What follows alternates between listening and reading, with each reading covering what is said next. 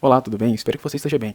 Bom, meu nome é Alexandre, e eu, Alexandre e o Elias, nós vamos começar a nossa explicação sobre o nosso projeto de clínica médica em microserviços. Bom, eu gostaria de começar explicando um pouco da diferença entre a arquitetura de microserviços e monolítico. A arquitetura monolítica, ela agrupa todas as funcionalidades em uma única base de código e um único processo de implantação, gerando um autocomplemento. A nossa escolha, o nosso trabalho foi feito na arquitetura por microserviços, que é uma abordagem onde a aplicação é decomposta em diversos serviços menores, independentes e fracamente acoplados, no caso gerando algumas vantagens, como a implantação independente, que, como vocês futuramente eu vou explicar um pouco melhor, mas que a gente pode atualizar o serviço de agendamento sem afetar o de atendimento, um exemplo, gerando mais escalabilidade granular, que é caso se o agendamento recebe alta carga, apenas ele é escalado, e nisso tem uma otimização dos recursos, e uma maior resiliência. Isso, por exemplo, se o serviço administrativo acaba falhando, ele não paralisa a operação de atendimento. Aí nisso garante uma continuidade do nosso negócio. Falando agora um pouquinho da arquitetura da aplicação, a nossa arquitetura ela é modularizada via Maven, reflete a separação de serviços, certo? Começando aqui agora pela clínica médica administrativa. Ele é o nosso serviço de gestão. O objetivo dele vai ser expor os endpoints para o CRUD dos funcionários médicos, convênios e especialidades, e ele também vai ser o pilar de dados para os outros serviços. Já a clínica médica atendimento, ela vai servir para orquestrar o core da operação. Assim, ela consegue gerenciar o ciclo de vida da consulta, desde a chegada do paciente, passando pela criação de prontuário pelo médico e até a finalização do atendimento. A clínica médica de agendamento ela vai ser responsável pela interface de marcação, no caso consumindo dados do serviço administrativo para validar médicos e gerenciar a criação de novas consultas. E por fim a gente tem a clínica médica comum. Este não é um módulo de serviço. A gente utilizou ele como uma biblioteca compartilhada que contém as entidades JPA, no caso os models, tem os repositories, tem os DTOs, tem os services também. Isso tudo é para evitar uma duplicação de código. Assim a gente consegue manter uma consistência do domínio entre os microserviços. Bom, falando um pouquinho agora sobre o POM XML Pi, ele vai ser o arquivo pai do nosso projeto. Ele vai funcionar como um Project Object Model central. A configuração mais importante dele é a tag package POM. No caso, vai significar que ele não gera um artefato, mas serve para agregar e gerenciar os módulos FIBs, que vão estar nas respectivas camadas, que são declaradas na seleção módulos. As dependências principais deles é o Spring Boot Starter Web, que vai ser a base para criar todos os microserviços com APIs REST, o Spring Boot Starter Data JPA, que vai fornecer a camada de persistência para nos comunicarmos com o banco de dados via JPA e Hibernate, o MySQL Connector Java, que vai ser o driver específico que permite a aplicação se conectar com o banco de dados MySQL, e o Lombok, que é uma ferramenta essencial para reduzir a verbosidade do código. Gera automaticamente os getters, setters e os construtores. E no caso, o papel dos pons filhos como dito anteriormente, são os pons que herdam as configurações do pai. A grande vantagem é que ao declarar uma dependência, eles não precisam especificar a versão, porque ela já vai estar definida na dependência manager do pai. Por exemplo, o Spring Boot Starter Web, que já foi declarada na versão 3.1.0. Aí isso já, no caso dos pons filhos, é automaticamente herdada do pom pai. Isso garante que todos os microserviços usem as mesmas versões de bibliotecas, prevenindo conflitos e simplificando manutenções. Falando um pouquinho agora sobre o Docker, a gente utilizou o banco de dados, o MySQL em conjunto com o Docker. Foi para padronizar o nosso ambiente. Aí, olhando aqui para o nosso arquivo, o Docker Compose.yaml, ele vai servir para orquestrar os containers, o Docker Compose. Já aqui na parte da imagem, o MySQL 8.0 ele vai definir a imagem base, que vai garantir que a gente sempre usa a mesma versão do MySQL para não dar conflito. O environment do MySQL Database e Clínica Médica vai injetar variáveis de ambiente para configurar o banco de dados no momento da criação. As portas, que é 4040 a 3306, vai servir como um mapeamento da porta interna 3306 do container para a porta 4040 da máquina host. Aí vai ser através dessa porta que o serviço do Spring se conecta com o banco. Já a parte do volumes, que está sendo nomeado como MySQL Data, ele vai servir para persistir os dados do banco de dados de uma forma independente do ciclo de vida do container. No caso, vai garantir que os dados não sejam perdidos. Certo? Aí, futuramente, cada microserviço terá sua própria definição aqui, e permitindo subir todo o ecossistema com um único comando. Quando a gente der o Docker, Compose up, assim ele consegue subir. Olá a todos, espero que você esteja bem. Meu nome é Elias e eu vou dar a introdução à simulação da requisição POST do nosso microserviço da Clínica Médica. Então vamos lá. Um POST de administrativo convênio, que a gente vai criar um convênio novo, cuja a gente vai chamar ele de saúde top. E logo aqui embaixo a gente tem a descrição. Então quando a gente clica em send, aqui em enviar, ele vai dar a mensagem de sucesso e a gente pode ver aqui embaixo o preview da nossa requisição POST. Bom, após isso, o primeiro componente que vai receber esse dado é pelos microserviços que a gente criou na nossa aplicação. Então agora aqui eu vou simular uma requisição POST de administrativo convênio, que a gente vai criar um convênio novo, cuja a gente vai chamar ele de saúde top. E logo aqui embaixo a gente tem a descrição. Então quando a gente clica em send, aqui em enviar, ele vai dar a mensagem de sucesso e a gente pode ver aqui embaixo o preview da nossa requisição POST.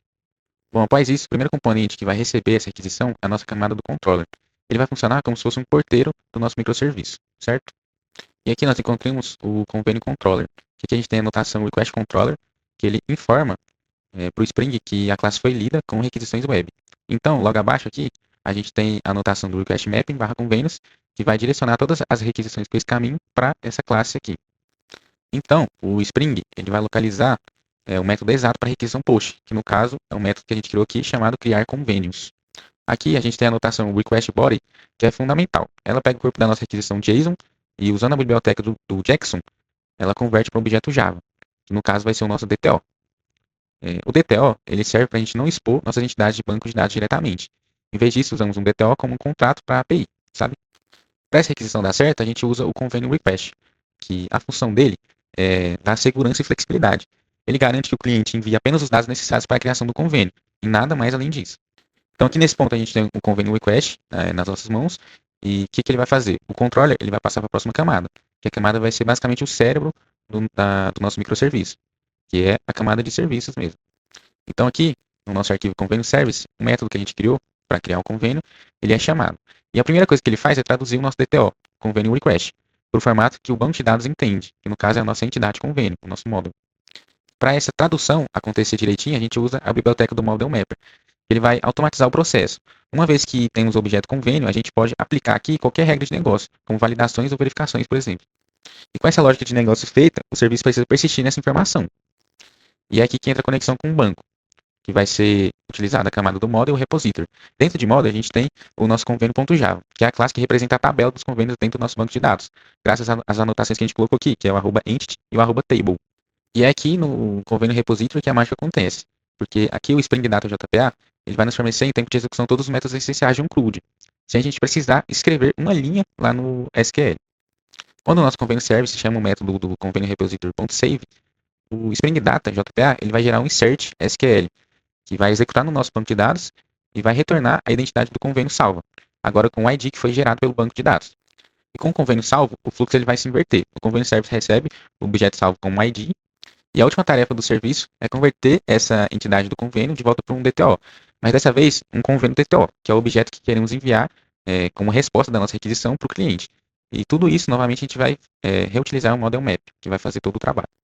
E esse convênio DTO ele vai retornar lá para o início, para o convênio controller, que lá ele vai retornar a resposta da requisição, que vai ser nessa anotação aqui, do @response status created, que vai ser lá no início que eu mostrei, que eu vou mostrar aqui novamente, e vai aparecer isso aqui na tela do nosso cliente, que no caso vai estar por trás, né, do front-end, que vai ser o status da resposta, que vai ser um 201, que é a resposta de sucesso na criação. O cliente, então, ele vai receber um JSON com os dados completos do convênio que acabou de ser criado, incluindo o seu novo ID. E assim que vai ser. Pronto. E agora dando um exemplo aqui. Se a gente tentar buscar um convênio com ID que não existe, o que vai acontecer?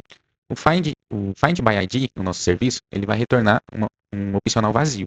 É nesse ponto que o or else throw entra em ação. A gente vai lançar uma das nossas execuções customizadas com a not found clinical magic exception, que é crucial, porque dá um significado claro do erro. Aqui que ele vai mostrar na tela do nosso cliente que a requisição que ele fez deu errado. E esse erro ele vai ser capturado por uma classe que a gente deixou anotada como controller advice, que está aqui em exceptions. Essa classe ela vai funcionar como um supervisor geral do nosso microserviço. Ele vai interceptar as exceções específicas e vai formar uma resposta bonita para o nosso cliente, como por exemplo o erro 404, em vez de um erro genérico do servidor, sabe?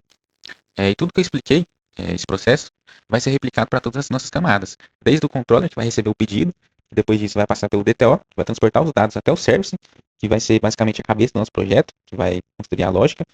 E depois do service ele vai até o nosso repository, que vai interagir com o banco de dados, e fazendo o post ser concluído, e tudo se inverte até chegar no controller novamente.